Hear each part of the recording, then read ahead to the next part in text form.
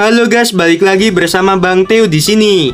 Kali ini Bang Teo akan melanjutkan cerita Again the Sky Supreme. Buat kalian yang penasaran, langsung saja ya simak video kali ini. Sebelum video dimulai, ada saweria dari Bang Isra nih guys. Tambahin durasinya Min. Oke Mimin tambahin ya. Buat Bang Isra semoga sehat selalu, lancar rezekinya, amin. Oke guys, langsung aja ke videonya. Tanyun pura-pura ketakutan dan terengah-engah. Tuan muda tertua, pelayan tua ini khawatir Zanzi bukan lawan anak itu. Tuan muda tertua, ranah apa Zanzi itu? Dan berapa banyak orang yang dia bawa? Setelah Tanyun selesai berbicara, San Suyun dengan tegas berteriak dari jimat transmisi suara. Fang Dong, apakah kamu takut? Zanzi adalah semi suci tingkat 5. Juga jangan khawatir, Zanzi membawa 200 dewa. Pada saat ini, San Suyun berhenti di pintu keluar dari jurang para dewa dan tiba-tiba meraung, "Kamu bukan Fang Dong." Fang Dong tidak mungkin tidak menyadari kekuatan Zhangxi. Kemudian, dari jimat transmisi suara di tangan San Suyun, cibiran Tanyun keluar. "Aku jelas bukan Fang Dong. Fang Dong dan orang-orang yang dipimpinnya, semuanya telah dihabisi olehku. Dan ingat, cepat atau lambat, aku akan meraih kepalamu dan menendangnya seperti bola." Setelah mendengarkan itu, paru-paru San Suyun memanas karena marah. Dia meraung pada jimat transmisi suara. "Nak, dengarkan aku dengan jelas. Bawahan Tuan muda tertua ini ada dewa semi suci tingkat 5. Lalu ada 200 dewa lainnya." Pada saat ini, suara acuh tak acuh Tanyun terdengar lagi di jimat transmisi suara. "Begitukah? Hidupku sangat sulit. Jangan bicara omong kosong. Habisi saja aku jika kamu memiliki kemampuan." Setelah itu, tidak ada lagi suara yang keluar dari jimat transmisi suara di tangan San Suyun. San Suyun berteriak marah. "Tuan muda tertua, tenangkanlah amarahmu. Dengan bawahannya di sini, dia tidak bisa melarikan diri." Sanzi berkata dengan niat membunuh. "Apa yang harus dilakukan selanjutnya? Tolong beritahu padaku." San Suyun mengambil napas dalam-dalam. Dia menjadi tenang dan berkata dengan wajah muram, "Sanji, kamu nemaniku untuk menjaga pintu keluar, dan 200 dewa lainnya, semuanya masuk dan mencari dia. Gunakan teknik pencarian jiwa untuk mencari ingatan semua dewa di dalam." Mendengar itu, 200 dewa bumi tingkat pertama hingga tingkat ke-9. Setelah menerima perintah, mereka terbang ke jurang para dewa. Pada saat yang sama di air terjun, di dalam gua tirai air, kemarahan ditekan. Semua orang tidak menyangka bahwa begitu banyak dewa akan datang. Selain itu, sebenarnya ada dewa semi suci tingkat 5. Semuanya jangan panik. Setelah Tanyun menghibur semua orang, matanya tertuju pada Jinglu. Kunpeng dikenal karena kecepatannya. Jinglu berpikir sejenak dan berkata, "Seharusnya kecepatanku setara dengan semi suci tingkat 5. Tapi staminaku jauh lebih kuat daripada manusia." "Baiklah, sangat bagus," Tanyun berkata sambil mencibir. "Jinglu, kamu membawa kami keluar dari jurang para dewa, dan Zhangxi mungkin tidak dapat menyusulmu. Juga, ketika kamu melewati pintu keluar, dengarkan aba-aba dariku. Aku ingin melihat apakah ada kesempatan untuk menghabisi San Suyun." Jinglu mengangguk berat. "Baiklah." Kemudian, Tanyun membiarkan Sen Subing dan yang lainnya, serta semua binatang memasuki pagoda Ling Xiao. Begitu Tanyun memikirkannya, pagoda Ling Xiao berubah menjadi seberkas cahaya.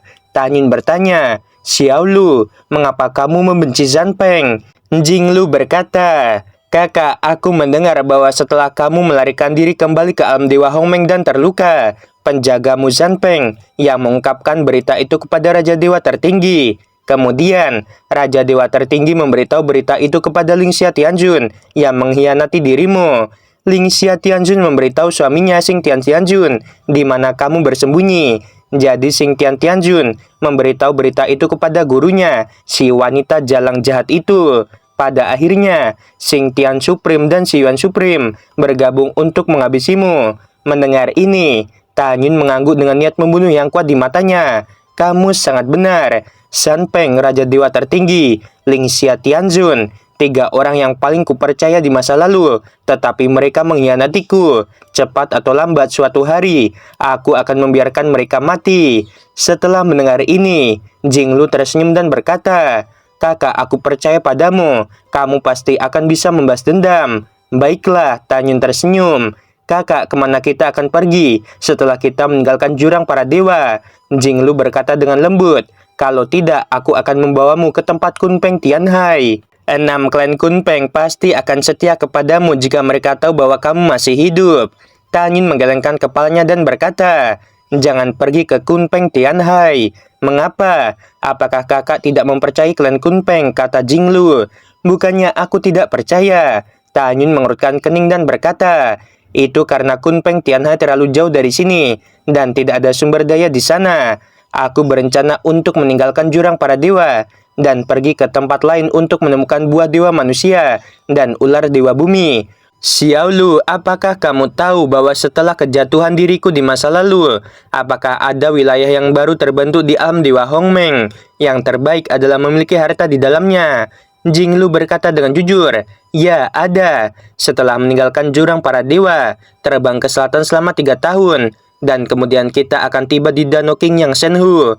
Di bawah bagian Danau Qingyang Shenhu, ada susunan teleportasi kuno. Melalui formasi teleportasi, kita akan mencapai alam dewa kuno. Mendengar ini, Tanyun mengerutkan kening. Aku tahu tentang Danau Dewa Qingyang, tetapi aku tidak tahu bahwa ada formasi teleportasi di dasar danau. Dan apa perbedaan antara tempat dewa kuno dan tempat lainnya? Jinglu menjelaskan, kakak, formasi teleportasi di dasar danau sangat kuno, dan itu ditemukan oleh seseorang secara tidak sengaja 30.000 tahun yang lalu.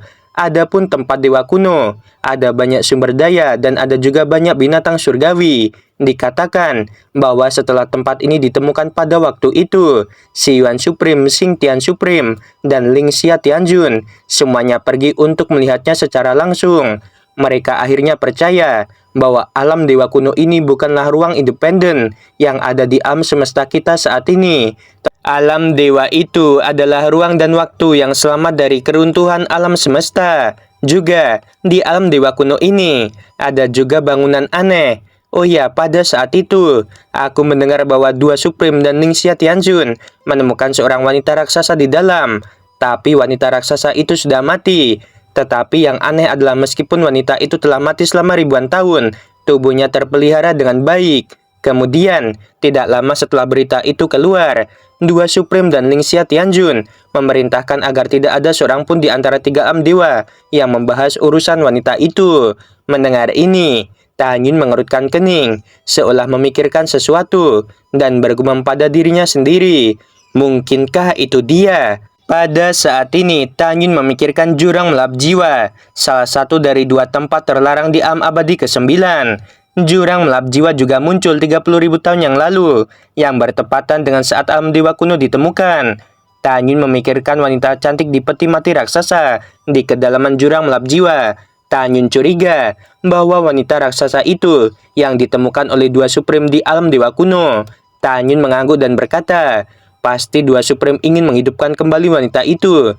Jadi dia dikirim ke alam abadi Hongmeng ke-9, membuka jurang melap jiwa, dan membuat formasi untuk membantu wanita itu bangkit. Memikirkan hal ini, Tanyun memutuskan untuk pergi ke alam dewa kuno sambil mencari sumber daya kultivasi. Dia mungkin bisa menemukan asal-usul raksasa itu.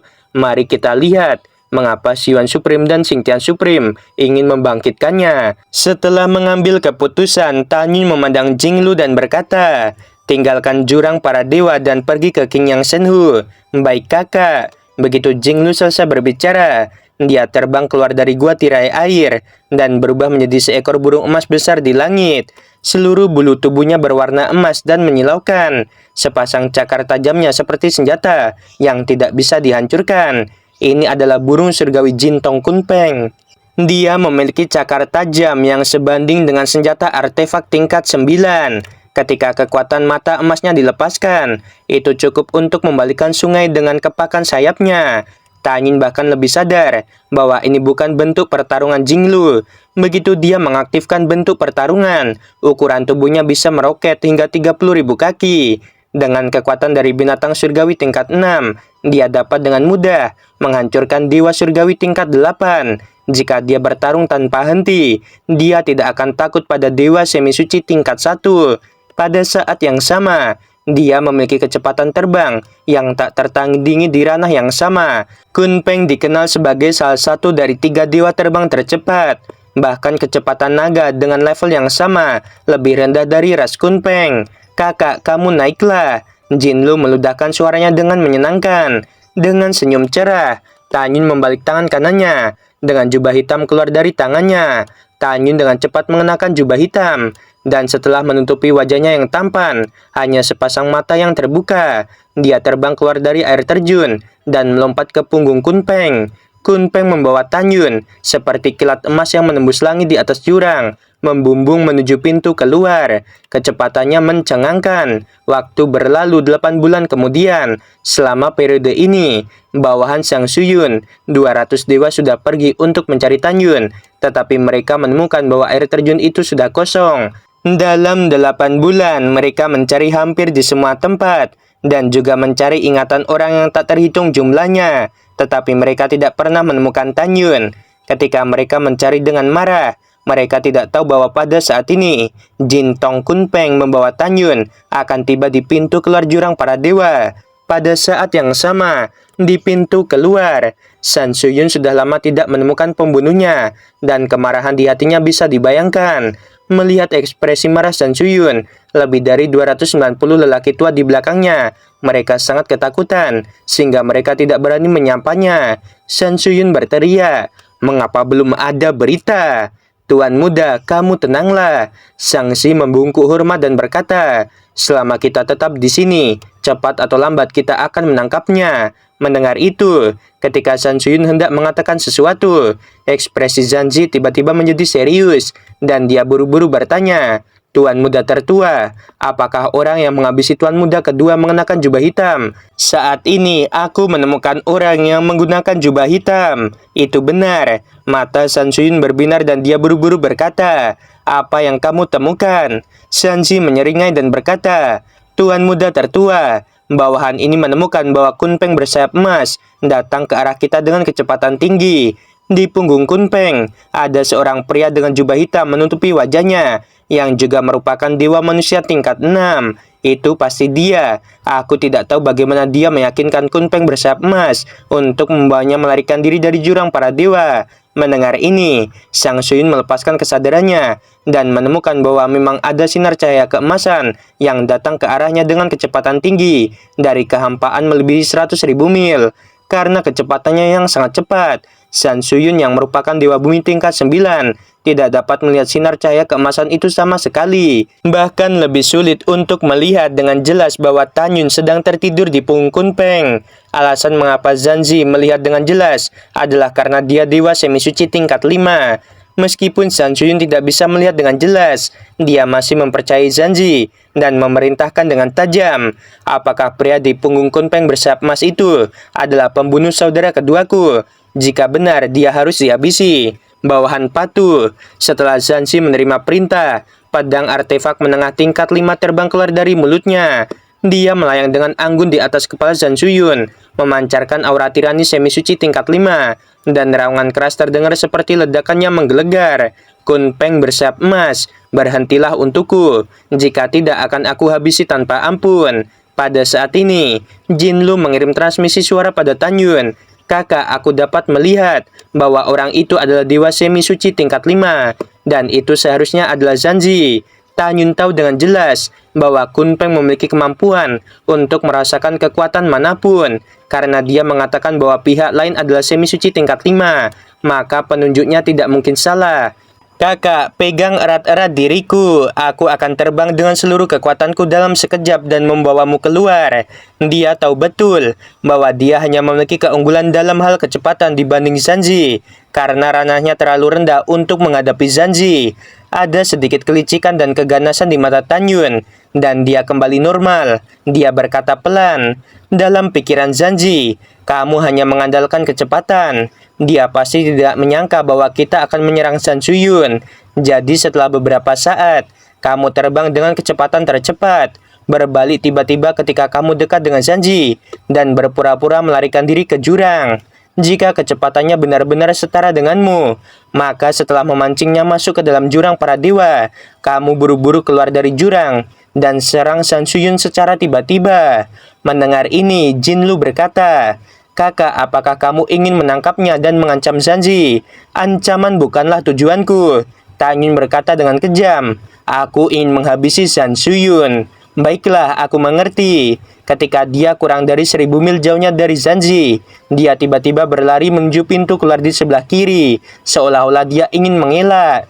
"Kamu hanyalah binatang surgawi tingkat 6, dan kamu masih ingin bermain trik di depanku. Karena kamu tidak berhenti, maka aku akan menghabisimu." Sanji memegang pedang. Kekuatan semi suci angin meledak dari tubuhnya, membawa angin puyuh setinggi 10.000 kaki dan menyerang Jinlu. Kecepatannya sangat cepat, sehingga 30% lebih cepat dari kecepatan Jinlu. Tan Yun berpura-pura ketakutan dan berteriak dengan cemas, "Kita tidak bisa melarikan diri kembali ke jurang." Jinlu berbalik dan melarikan diri ke jurang. Sanji meningkatkan kecepatannya hingga ekstrim, terus mendekati Jinlu sambil menyeringai, "Bajingan, kamu tidak bisa melarikan diri." "Xiaolu, bagaimana?" Tan Yun buru-buru mentransmisikan suaranya. Jinlu berkata, "Kakak, aku pikir kecepatannya sedikit lebih rendah dariku." "Baiklah, ini bagus." Tan Yun bersemangat dan berkata, "Bersiaplah untuk berbalik lagi." Dengan kecepatan tercepat, pergi dan tangkap San Suyun. Setelah transmisi suara Jinlu, dia dengan cepat melarikan diri ke jurang. Sanji yang memegang pedang di belakangnya mengejarnya dan berkata dengan tajam, "Tinggalkan hidupmu untukku." Segera ketika tangan kanan Sanji berputar dengan kecepatan tinggi, bilah angin semi suci sepanjang 1000 kaki merobek langit dan menebas ke arah Jinlu. Tidak diragukan lagi, jika Jinlu terkena, konsekuensinya tidak terbayangkan. Bagaimanapun kekuatan Sanji benar-benar jauh lebih kuat dari Jinlu. Kalian akan mati. Suara Sanji tiba-tiba berakhir, dan adegan berikutnya membuatnya memiliki firasat buruk yang datang dari lubuk hatinya. Di hadapannya, ketika dia melihat Kunpeng yang awalnya setinggi 1000 kaki, ukurannya tiba-tiba melonjak hingga 30.000 kaki, menutupi langit dan matahari. Segera setelah itu, kecepatan Jinlu meningkat tajam. Setelah melarikan diri dari serangkaian cahaya pedang, dia menarik busur besar dari kekosongan, melewati sisi kanannya, dan terbang menuju pintu keluar. Tidak, targetnya adalah Tuan Muda tertua. Sanji meraung dengan suara serak, "Cepat lindungi Tuan Muda tertua." Tiba-tiba, saat langit runtuh, api berkabut membakar kepala Sanji. Dia tidak ragu untuk membakar jiwa semi suci untuk meningkatkan kekuatan dan kecepatannya. Sanji yang wajahnya terdistorsi, pucat dan berdarah dari 7 lubang, kecepatannya meningkat tajam, dan dia menukik ke arah Jinlu dengan kecepatan ekstrim.